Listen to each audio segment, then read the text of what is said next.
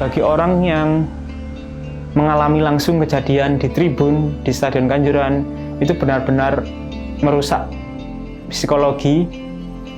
Itu kalau berhasil selamat, kalau ya itu tadi takdir terburuknya adalah meninggal, karena pada saat itu situasinya kita seperti terkurung. Jadi tembakan demi tembakan diarahkan ke arah tribun Kanjuruhan, kemudian tidak ada akses pintu keluar. Ya seperti itulah, 135 lebih kalau saya bilang bisa nyebut, itu menjadi korban meninggal.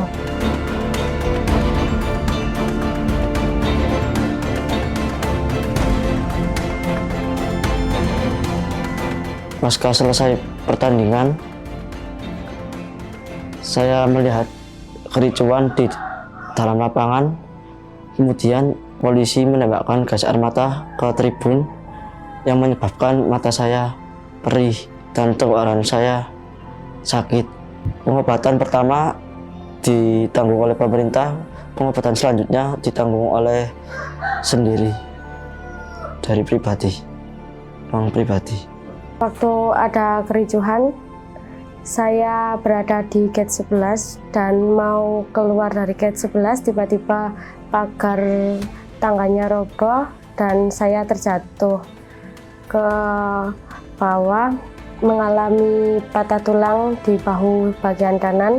Setelah di rumah, keesokan harinya saya dibawa ke Rumah Sakit Saiful Anwar dan pada malam jam 11 saya dioperasi bahu kanan saya. Bantuan dari klub itu ada, tapi cuma 1 kali itu, dan dari pemerintah cuma awal-awal saja untuk operasinya. Kalau obat dan lainnya mandiri. Untuk pengobatan selanjutnya lepas pen itu masih belum tahu. Ayo rek, yang ini rek. Kondisi anak saya sekarang masih belum normal 100%. Masih dalam pengawasan dokter Pusdik Porong. Masih kontrol di poli saraf, kontrol di poli jiwa. Tremornya ini masih belum normal 100%. Makan masih disuapin. Nulis masih belum bisa. Terus sampai kapan anak saya ini sehat, normal 100%. Saya mohon juga bagi yang merasa haruskah mempunyai rasa tanggung jawab untuk anak saya langkah selanjutnya. Ini loh Pak, derita hati seorang ibu. Anak saya mensupport Arema. Demi Arema anak saya nonton. Tapi setelah kejadian kayak gini, siapa yang mau bertanggung jawab untuk sehari-harinya? Siapa yang mau bertanggung jawab untuk mencarikan pekerjaan anak saya selanjutnya?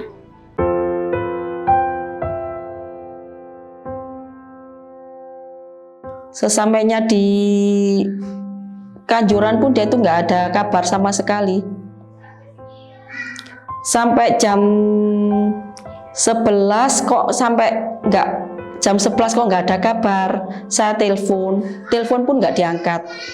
Saya telepon lagi, oh mungkin kok aktif, mungkin dia sudah keluar dari stadion. Biasanya kan kalau di stadion kan nggak bisa aktif HP-nya. Kok ini aktif? Saya telepon lagi, kok nggak ada yang angkat. Sampai saya berkali-kali sampai jam 11:30 baru ada yang angkat, temannya yang berangkat barengan itu. Setelah itu saya tanya, loh nang di Siva? Den Bu, Siva masih mencar, bilangnya gitu. Oh ya wes le mandan kondang ketemu. Oh nggih Bu, sejelang 15 menit saya telepon lagi, diangkat. Siva sudah ketemu Bu, tapi larene niku semaput. Lho semaput ya poli niki kula beto ten rumah sakit Wafa. Saya itu belum tahu kejadian kalau ada tragedi penembakan gas di stadion. Saya telepon lagi, loh semaput ya apa gini ibu jenengan langsung ten rumah sakit Wafa. Waktu itu saya langsung berangkat sendirian dari rumah menuju ke rumah sakit Wafa. Waktu itu saya belum tahu kalau anak saya itu meninggal. Tahu-tahu saya itu sudah di pangkuan relawan cewek 2. Terus tanya, ada mungkin dari supporter tanya, ibu dari mana? Saya dari Moharto mas. Anak ibu cewek apa cowok? Cewek, pakai baju apa? Hitam. Ini ya bu, saya dikasih tahu di HP-nya. Ini ya bu, bukan. Rambutnya pirang bu? Iya. Dikasih tahu kok pas itu foto anak saya. Rasanya saya sudah gak kuat melihat foto anak saya. Sepertinya sudah runtuh semua, seperti kayak kiamat dunia ini.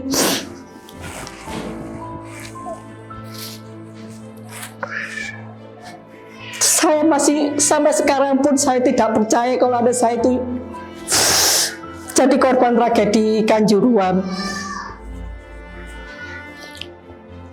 Setelah itu saya udah tahu-taunya sudah di mobil, udah di depan rumah. Jenazah pun sudah ada di rumah waktu itu. Udah saya nggak ingat apa lagi waktu itu wis.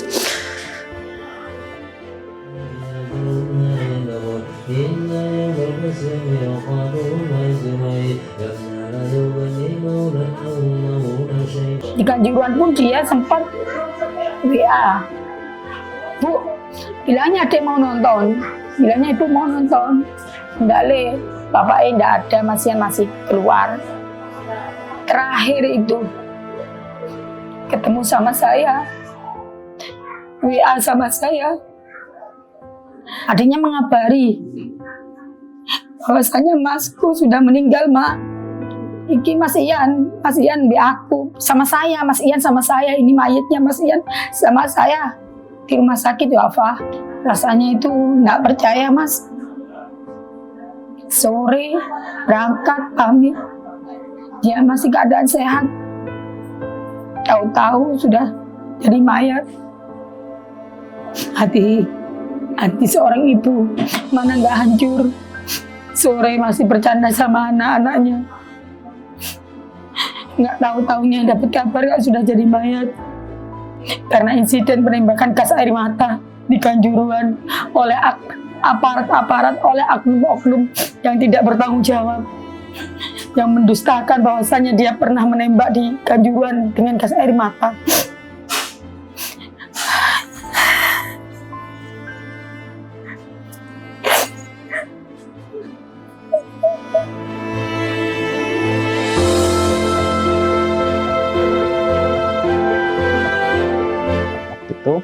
Aku diantar ke Wafa Husada, rumah sakit Wafa Husada, dan di sana udah ada Pak Lik saya, Pak Lik Agus, sama Mbak saya, Mbak No. Waktu itu saya dipaksa untuk pulang, tapi saya belum masuk ke rumah sakit, itu udah dikandoli itu sama Mbak saya, sama Pak Lik saya, itu udah diselimurkan suruh pulang. Dan saya ikut, tapi saya di jalan itu hati itu yang saya rasakan udah nggak karu-karuan, ini ada apa sama ayah saya. Dan sampai di rumah saya sekitar jam 2, sekitar 2:30 jenazah ayah itu baru datang. Gak tahu-taunya kalau ayah itu udah nggak ada ayah. Dan itu sempat saya cium, karena kita nonton sepak bola di sana, kita cuma nonton hiburan, kenapa sampai pulang-pulang sampai tak bernyawa seperti ini. Waktu itu ayah dimakamkan sekitar jam 8 pagi, dan untuk adik saya yang namanya Rifki itu ketemu di rumah sakit Saiful Anwar sekitar jam 11, dia meninggal sekitar jam 7 pagi waktu itu, dan dimakamkan sekitar jam 3 sore. Dan selang 28 hari, adik saya yang terkecil pun juga ikut menjadi korban karena dia tekanan batin, trauma berat karena ditinggal sosok ayah saya dan adik saya Rifki. Yang dirasakan adik saya selama ini, mungkin mereka telah ditinggal kasih sayang seorang ayah dan kasih sayang seorang kakaknya, seperti itu. Ya, adik saya di ruang ICU itu sempat ya ngobrol-ngobrol sama saya, sama ibu, dan sekitar jam 3:30 sore itu waktu itu aku pulang untuk ngambil baju, habis itu ngambil selimut-selimut, dan habis sisa saya ke sana lagi, dan adik saya, Cahaya itu bilang gini ke saya, Mas, saya minta peluk, saya minta tidurnya dipeluk sama sampean, dan terakhir kali itulah pelukannya adik saya minta peluk itu. Dan itu sempat saya tanyain, Dok, nanti kalau sampean sembuh mau apa? Ngono. Aku mau sepeda, Mas. Oh ya, sampean mau sepeda apa? Saya mau sepeda lipat, Mas. Oh ya, pokok sampean sembuh nanti tak belikan. Terus habis itu ibu langsung jawab gini, sampean mau sepeda lipat warna apa? Warna putih. Di situ hati saya udah nggak karuan, kenapa adikku kok bilang seperti ini. Terus habis itu langsung ibu disuruh istirahat di mobil. Ibu sama istirahat di mobil, dan itu terakhir kali adik dada di ibu. Dada ibu bilang seperti itu. Selepas itu setengah jam, adik langsung nggak ada, sekitar jam 10:30 malam di hari Jumat.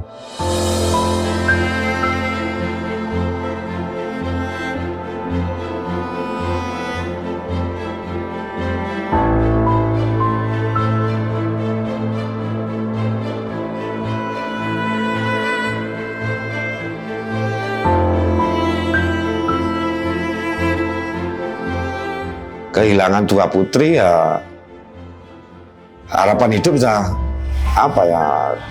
sudah seperti kiamat itu loh, karena saya mulai 2013 bisa dengan mamanya sampai sampai 2022 terakhir dia meninggal. Saya nggak boleh nikah karena sebelum Sitasa jadi polisi, saya tidak boleh untuk menikah lagi gitu. Makanya kiamat udah kayak cita-cita Sitasa ingin jadi polisi tapi dibunuh oleh polisi gitu loh. Kan sangat kecewa gitu loh. Kecewa. Dan kayak ya nggak punya semangat hidup gitu. Tasalala itu kondisinya saya lihat dari ujung kaki sampai ujung rambut sampai ujung kaki tidak ada bekas pukulan atau kekerasan, cuma tetap kondisinya hitam, membiru, dan tangannya agak berbakar. Saya tetap ingin otopsi kedua putri saya karena biar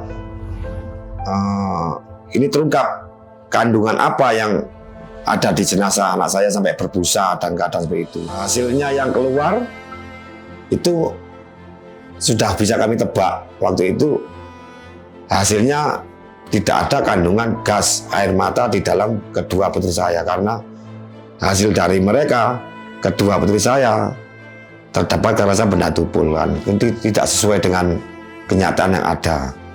Dan tanggal 9 November saya membuat laporan model B di Polres Kepanjen, dan mulai itulah saya mendapat banyak ancaman.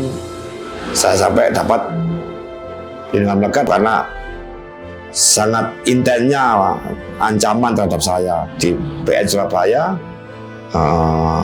dan hakimnya pun menjustis ini bukan karena gas air mata tapi karena kekerasan sama supporter. Si hakim bilangnya, kenapa kamu masih melawan? Apakah kurang donasi yang diberikan oleh Jokowi dan pihak pemerintah? Ya, saya jawab di sana, kami tidak butuh uang. Nyawa tidak bisa dituan dengan uang. Seandainya anak kamu tak bunuh, kamu tak kasih donasi, apakah kamu bisa terima? Coba bertukar posisi, tak bilang gitu. Kalau ancaman, ya mau ditodong dengan pistol, mau ditembak, terus ditabrak sepeda motor, terus mau keluarga saya orang tua saya mau dicelakain gitu, sampai orang tua saya nggak berani keluar, dan orang tua saya sampai ke masjid pun untuk beribadah sholat nggak berani, dan fobia dengan orang yang baru dia kenal, sampai segitunya trauma yang dialami oleh orang tua saya dengan intimidasi itu. Dan saya pun ya sampai sempat down juga gitu, karena kok seperti ini di Indonesia, orang yang mencari keadilan diintimidasi dan dibungkam. Tapi berhubung saya niatnya untuk mencari keadilan terhadap dua putri saya, akan saya perjuangkan walaupun nyawa saya taruhannya.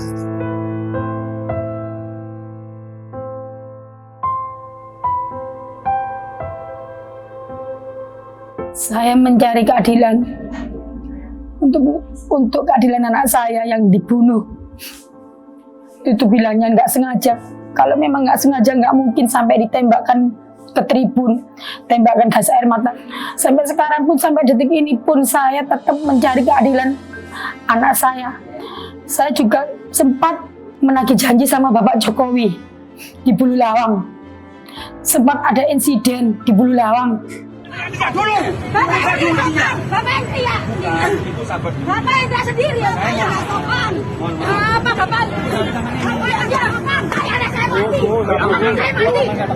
ada perampasan, bahwasanya saya itu bikin keributan di sana, bahwasanya saya itu melanggar di sana. Kalau ingin ketemu Bapak Jokowi pakai surat di mana? Saya harus mengadu sama siapa? Saya itu mulai almarhum meninggal, turun jalan mencari keadilan. Tapi mau mencari keadilan sama siapa? Aparatnya, oknumnya sudah tertutup semua dengan keadilan. Sila kelima itu sudah tidak ada sekarang, buat rakyat miskin itu sudah tidak ada. Sila kelima itu adanya buat orang-orang yang berkuasa, punya kekuasaan, yang punya jabatan. Ada oknum-oknum. Itu nggak tahu siapa, saya kan namanya orang bodoh, nggak ngerti apa-apa. Sudah Bu, lebih baik Ibu diam. Kalau Bu ingin apa-apa bisa Bu. Terus ada juga sempat itu salah satu oknum aparat yang kesini menjanjikan anak saya untuk dijadikan polisi. Berapa kali dia itu ngomong, gimana Bu, sudah ada minatkah anaknya mau dijadikan polisi? Ada juga oknum-oknum yang ya ada, gimana kasusnya anaknya ibu saya tukar dengan uang atau dengan rumah. Itu sempat ada itu Mas, tapi saya nggak tahu ini oknum dari mana, kurang tahu.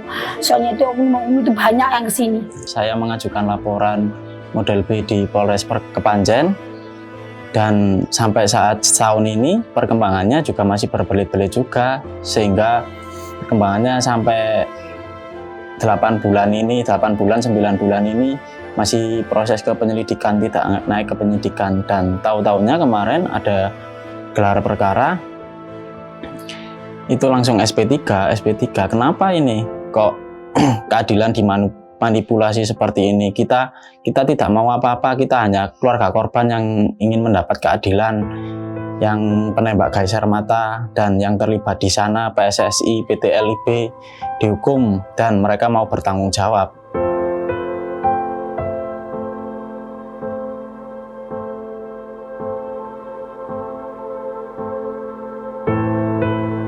Tolonglah Pak, jangan dibongkar dulu. Kan di sana masih banyak barang bukti anak-anak kami di sana. Kan kasus ini belum selesai Pak.